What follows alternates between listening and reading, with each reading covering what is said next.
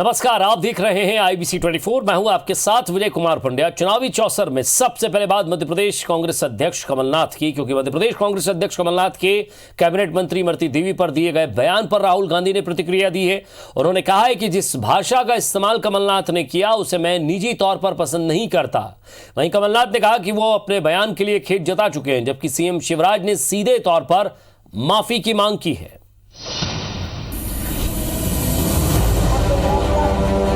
मध्य प्रदेश में उपचुनाव के माहौल के बीच प्रदेश कांग्रेस अध्यक्ष कमलनाथ के बयान पर राजनीति गरमाई हुई है। एक तरफ बीजेपी ने मोर्चा खोल रखा है, तो वहीं दूसरी तरफ कांग्रेस के पूर्व राष्ट्रीय अध्यक्ष राहुल गांधी ने भी प्रतिक्रिया दी है। राहुल गांधी ने कहा है कि कमलनाथ मेरी पार्टी के हैं, लेकिन मैं निजी तौर पर उन्होंने जो कहा है उसे पसंद नहीं करता। ये दुर्भाग्यपूर्ण है। इधर राहुल गांधी के बयान पर कमलनाथ ने कहा कि ये उनकी राय है, उनको जो समझाया गया कि किस संदर्भ में मैंने कहा था।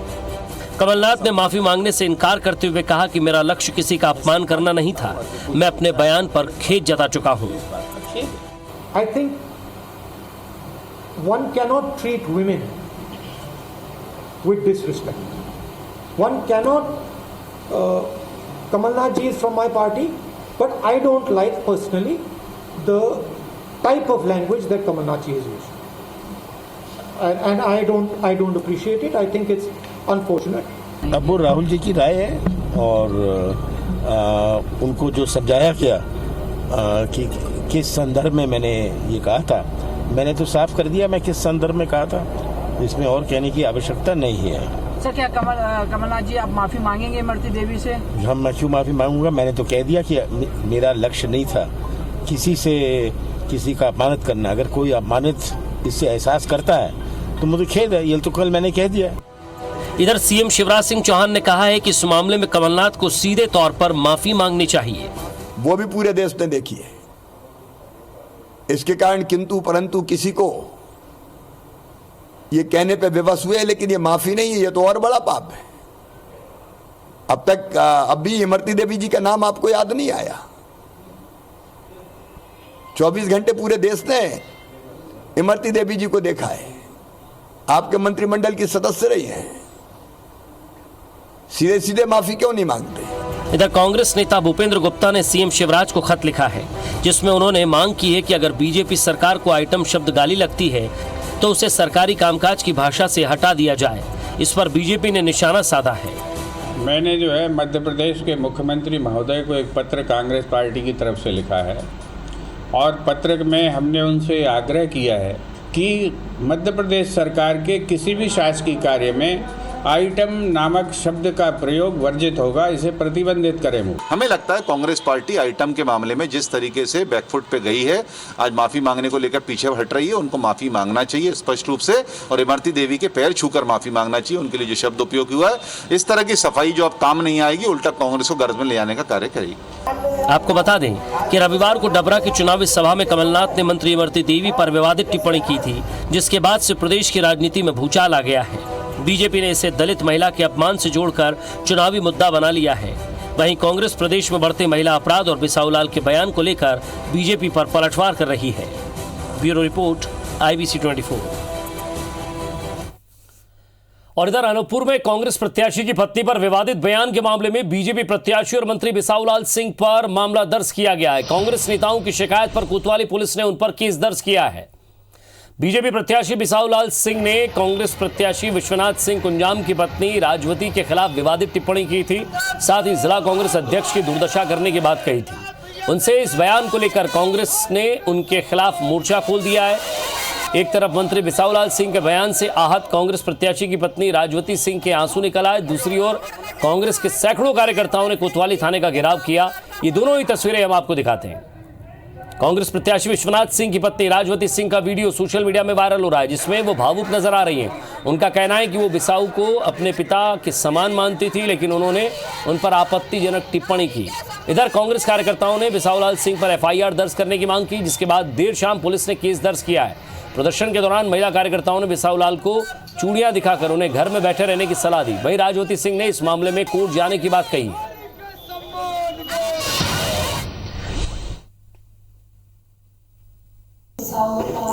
को मैं अपने पिता समान मानते थे, लेकिन वो मेरे पति वो चुनाव लड़ रहा है तो गंदा आरोप लगा रहा है, मेरे को बोलता है कि वो मेरी बेटी और बेटा पूछ रहा है, न्यूज़ देख रहा है, जनता को क्या असर पड़ेगा। मैं रिपोर्ट लिखवाने आई। किसके खिलाफ? बेसाहू लाल का खिलाफ। क्या हुआ? मेरे को इतना गंदा शब्द इसलिए मैं आई हूँ यहाँ। तो अगर रिपोर्ट नहीं हुई या एफआई नहीं तो क्या करेंगे? मैं बैठे रहूंगी यहाँ। उधर एमपी में 28 सीटों पर उपचुनाव की तारीख जैसे जैसे नजदीक आ रही है वैसे वैसे सूबे में बयानों की बाढ़ आ गई है। अब तक किसान कर्ज माफी और वादा खिलाफी के इर्द गिर्द लड़े जा रहे उपचुनाव में हिंदुत्व एक बार फिर से और राष्ट्रवाद की फिर से एंट्री होती दिख रही है। दरअसल कैबिनेट मंत्री उषा ठाकुर ने मदरसों को मिलने वाले सरकारी अनुदान पर रोक लगाने की पैरवी की। जिस टाइमिंग पर यह बयान सामने आया उससे यह इनकार नहीं किया जा सकता है कि बीजेपी उपचुनाव में स्थानीय मुद्दों से उसे हटाकर हिंदुत्व और राष्ट्रवाद की ओर करने की कोशिश कर रही है।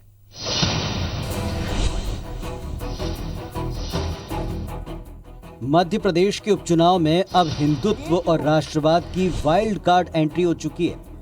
धर्म आधारित शिक्षा कट्टरता पनपा रही है, विद्वेष का भाव फैला रही है। सब बच्चों को सामूहिक रूप से समान शिक्षा दी जाए। अपने बेबाक और विवादित बयानों के लिए मशहूर कैबिनेट मंत्री उषा ठाकुर ने मदरसों को मिलने वाले सरकारी अनुदान को बंद करने की पैरवी की है। प्रदेश की पर्यटन और संस्कृति मंत्री उषा ठाकुर ने बयान दिया कि मदरसों में कट्टरता और आतंकवाद का पाठ पढ़ाया जाता है, लिहाजा मदरसों को मिलने वाले अनुदान पर रोक लगनी चाहिए। कैबिनेट मंत्री ने ये बयान किसी चुनावी सभा में नहीं बल्कि बाकायदा प्रेस वार्ता बुलाकर कहा है। उषा ठाकुर के इस बयान को समर्थन भी मिला।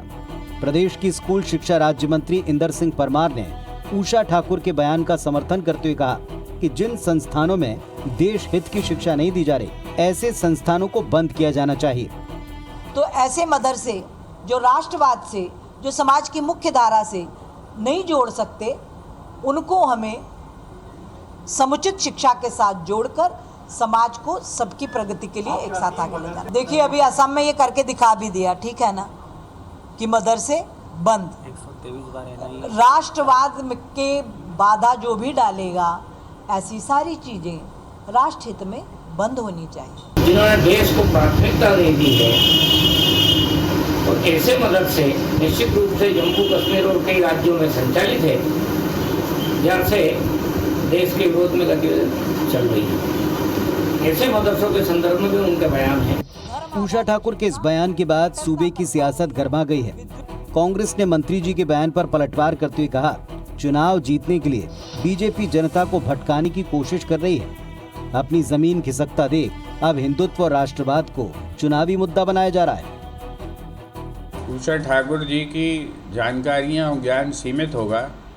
उनकी पार्टी के केंद्र में एक मंत्री हैं R.K. सिंह जी, उन्होंने जो है एफिडेविट पर जो संघ के लोगों के बारे में जानकारियां दी थी, उन्हें जो है वो एफिडेविट जरूर पढ़ना चाहिए और उसके बाद इस तरह के बयान देना चाहिए जिससे कि देश के अंदर नफरत फैलती है, देश के अंदर विद्वेष फैलता है। और अगर यही उनका उद्देश्य है तो फिर बात अलग है। हालांकि उषा ठाकुर के इस बयान को लेकर किसी को अचरज नहीं है, लेकिन इस बयान की टाइमिंग को लेकर सवाल जरूर है, क्योंकि कहीं ना कहीं बीजेपी दीगर मुद्दों से अलग चुनाव को हिंदुत्व और राष्ट्रवाद की तरफ मोड़ना चाहती है। दीपक यादव, IBC 24, इंदौर। और उपचुनाव के माहौल के बीच ग्वालियर चंबल में ज्योतिरादित्य सिंधिया को लेकर राजनीति गर्मा गई है। बीजेपी के अधिकृत बैनर पोस्टर से सिंधिया के फोटो गायब होने पर कांग्रेस उन पर तंज कस रही है। साथ ही अब सीएम शिवराज सिंह चौहान और सिंधिया की संयुक्त समाएं नहीं होने पर भी चुटकी ली जा रही है। कांग्रेस के इस तंज पर खुद ज्योतिरादित्य सिंधिया ने जवाब दिया है।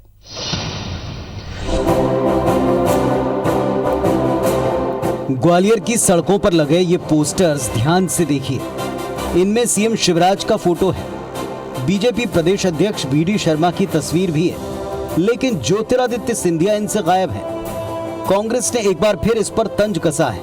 कांग्रेस का कहना है कि जनता के बीच सिंधिया की साख गिर चुकी है, इसीलिए बीजेपी अब उनसे किनारा कर रही है, जबकि भाजपा इसे पार्टी का प्रोटोकॉल बताती है, जिसके तहत पार्टी के अधिकृत चुनाव सामग्री में सत्ता और संगठन के मुखिया को ही जगह मिलती है। खुद ज्योतिरादित्य सिंधिया ने कांग्रेस को जवाब देते हुए कहा कि कई दिनों बाद कांग्रेस को मेरी चिंता हो रही है, इसके लिए धन्यवाद।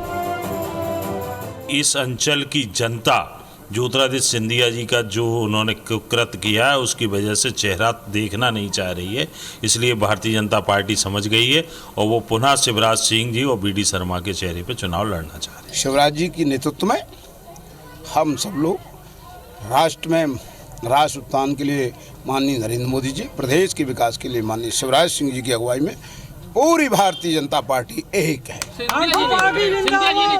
मैंने कहा कि सारे लोग समाहित हैं। कई दिनों बाद कांग्रेस को मेरी इतनी चिंता हो रही है कि मेरा फोटो रथ भी नहीं है, मेरा फोटो यहाँ नहीं है। मैं कांग्रेस के मेरे सभी सहभागियों को कहना चाहता हूँ, उनकी चिंता के लिए बहुत धन्यवाद, लेकिन मेरा चिंता न करें। मैं जैसे जनसेवा में लगा था, आज भी मैं जनसेवा में लगा हूँ। इधर ग्वालियर चंबल में बीजेपी ने प्रचार की रणनीति में बदलाव किया है। पहले प्रचार की पटरी पर शिव ज्योति एक्सप्रेस सरपट दौड़ रही थी, लेकिन अब शिवराज और महाराज एक साथ नजर नहीं आ रहे, बल्कि सीएम शिवराज के साथ तोमर दिख रहे हैं। कांग्रेस ने इस पर भी चुटकी ली। बीजेपी को भी ये स्पष्ट हो गया है कि जितनी लोकप्रियता सिंधिया जी की थी, वो दिन प्रतिदिन लोकप्रियता के साथ उनकी साख भी गिरती जा रही है। ये उन्होंने स्पष्ट रूप से तब बता दिया जब उन्होंने अपनी जो लिस्ट निकाली स्टार प्रचारक की, उसमें सिंधिया जी को 10 नंबर ही बना दिया। अरे मेरे कहना सिंधिया जी के दौरे हो गए। सिंधिया जी इस समय अब उधर हैं, बाकी 12 सीट भी तो ही है, 16 सीट छोड़ी है हमारे सामने, तो सिंधिया जी के दौरे वहाँ हैं। अब सब एक साथ, कमलनाथ अकेले हैं इसलिए अकेले दिखते हैं, हमारे नेता सब वरिष्ठ हैं, बराबरी के हैं, तो सबके अलग अलग दौरे हो रहे हैं। बीजेपी चाहे जितने तर्क दे ले, लेकिन सिंधिया का बीजेपी के प्रचार रथ पर फोटो न होना, स्टार प्रचारकों की सूची में सिंधिया का 10वें नंबर पर होना, सीएम के साथ उनकी सभाएं न होना और अब ग्वालियर चंबल में पार्टी के बैनर पोस्टर से सिंधिया का चेहरा गायब होना, ये सब अंचल में चर्चा का विषय बना हुआ है, जिसे कांग्रेस भुनाने की पूरी कोशिश में है। गुना से नीरज योगी के साथ नासिर गौरी, IBC 24 ग्वालियर। मध्य प्रदेश में 28 विधानसभा सीटों पर होने जा रहे उपचुनाव में बीजेपी के दिग्गजों ने प्रचार में पूरी ताकत झोंक दी है और इसी कड़ी में आज सीएम शिवराज सिंह चौहान ने जौरा, बीडी शर्मा ने और सांची विधानसभा क्षेत्र के गैरतगंज और सिंधिया ने बड़ा भलेरा विधानसभा क्षेत्र के घुआरा में चुनावी सभाएं की हैं और इस दौरान सभी नेताओं ने कांग्रेस पर जमकर निशाना साधा। जौरा की सभा में सीएम शिवराज सिंह चौहान ने एक बार फिर इमरती देवी पर दिए बयान के लिए कमलनाथ को निशाने पर लिया। उन्होंने कमलनाथ से खेत जताने के बजाय सीधे तौर पर माफी मांगने की मांग की। वहीं सांची विधानसभा क्षेत्र के गैरतगंज की सभा में बीडी शर्मा ने भी पूर्व सीएम और कांग्रेस को घेरा। उन्होंने जनता से बीजेपी प्रत्याशी को जिताने की अपील की, साथ ही उपचुनाव में सभी 28 सीटें जीतने का दावा किया। उन्होंने कार्यकर्ताओं को एकजुटता का पाठ भी पढ़ाया। इधर बड़ा मलेरा विधानसभा क्षेत्र के घुआरा में सिंधिया कांग्रेस पर बरसे। उन्होंने पूर्व की कांग्रेस सरकार पर जनता से किए वादे भूलकर भ्रष्टाचार करने के आरोप लगाए। उन्होंने कांग्रेस नेताओं और राहुल गांधी की मिमिक्री भी की और कहा कि किसानों से किया वादा, कर्जमाफी का वादा पूरा नहीं करने का आरोप लगाया। मुझे गाली दे रहे थे, मुझे क्या फर्क पड़ता है, मुझे कोई फर्क नहीं पड़ता, लेकिन इमरती देवी जी का अपमान करने का, एक बहन का अपमान। लेकिन राहुल जी, केवल आपके अध्यक्ष ने कांग्रेस के गलत किया ये कहने से काम नहीं चलेगा।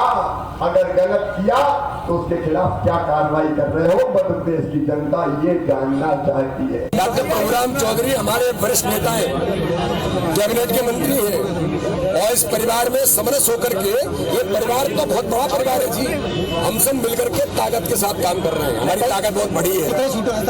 28 के 28 जीते। बड़े भाई ने कहा 51,000 बेटियों की शादी हो गई, 7 बेटे हो गए, मेरी बेटियां नई घर में चली गई, 1 साल गुजर गया। मध्य प्रदेश में उपचुनाव का प्रचार चरम पर पहुंच गया है। बीजेपी और कांग्रेस जीत के लिए अपनी अपनी रणनीति पर काम में जुटे हैं। बीजेपी अब बूथ सम्मेलन पर फोकस कर रही है। उपचुनाव वाली हर सीट में बूथ सम्मेलन आयोजित किए जा रहे हैं।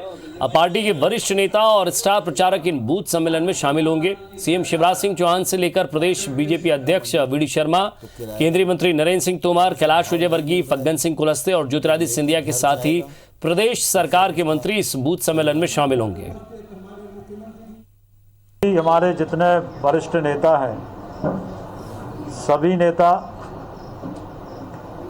अब बूथ सम्मेलन में भाग लेंगे, सभाएं भी होंगी और बूथ सम्मेलन में सभी नेता भाग लेंगे। ये कार्यक्रम है 24 अक्टूबर तक। सांवेर उपचुनाव में प्रचार के नए नए रंग देखने को मिल रहे हैं। हाईटेक प्रचार के इस दौर में मतदाताओं को रिझाने के लिए नाटक और भजन मंडलियों का सहारा लिया जा रहा है। दरअसल सांवेर विधानसभा में 80% मतदाता ग्रामीण हैं और इन मतदाताओं के बीच पहुंचने के लिए कांग्रेस भजन मंडलियों की मदद ले रही है। हालांकि दोनों ही पार्टियों का सबसे ज्यादा फोकस सोशल मीडिया पर है, लेकिन आज भी ग्रामीण विधानसभा में इन भजन मंडलियों की प्रासंगिकता कायम है। कांग्रेस की भजन मंडली के मुकाबले भाजपा ने मोबाइल की रिंगटोन को अपना रखा है। भाजपा ने अपने सभी कार्यकर्ताओं को साधु और शैतान रिंगटोन अपने मोबाइल में सेट करने के लिए कहा है। वहीं कांग्रेस का कहना है कि हाईटेक प्रचार के साथ भजन मंडली और नुक्कड़ नाटक का भी वही अहमियत है जो पहले हुआ करती थी। इससे मतदाताओं के बीच सीधा संवाद होता है।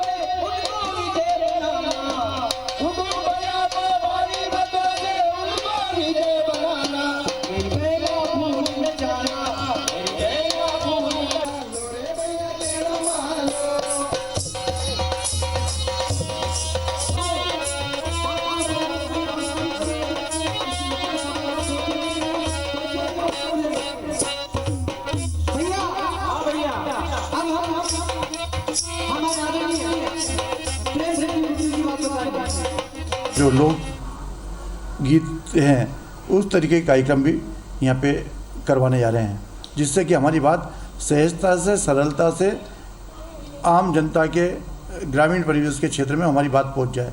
उपचुनाव के अंतर्गत ये कांग्रेस कितनी भी नाटक नौटंकी करवा ले, कुछ भी करा ले, नुक्कड़ नाटक करवा ले, पर भोली भाली जनता इसमें आने वाली नहीं है। जहाँ तक भारतीय जनता पार्टी का सवाल है तो भारतीय जनता पार्टी केवल विकास के मुद्दे पर चुनाव लड़ती है।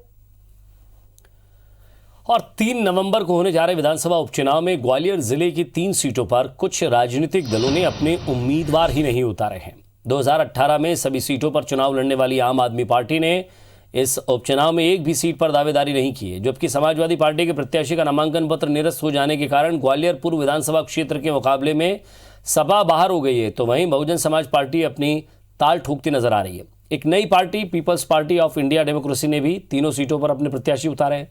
नाम वापसी के बाद ग्वालियर पूर्व और डबरा विधानसभा क्षेत्र से कुल 35 उम्मीदवार मैदान में रह गए हैं, जबकि 2018 में ये संख्या 44 थी।